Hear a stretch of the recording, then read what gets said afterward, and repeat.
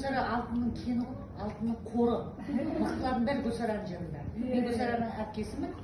Алтынай ханым, Майкөктің ханшайымы Гүлсараның құрбысы. Біз енді алғашқы Майкөкпен танысқан кезде Алтынайдың үйінде болғанбыз. Алтынай деген керемет келін, ене қарап отырған алтын құрсақты анамыз, күйеуі қандай, өзі қандай, 2 этажды үйі бар, магазині бар. Енді қаланың қақ ортасынан мынандай Кислородтың магазин ашып қойған. Біз магазинге қазір 2-ші рет келіп, дәм татып, ауызашар жасап отырмыз. Біздің әдемі болып жүргеніміз менен бастап. Мен жасым 50-де, қалғандардың бәрі жас 49-ға қарай ғой.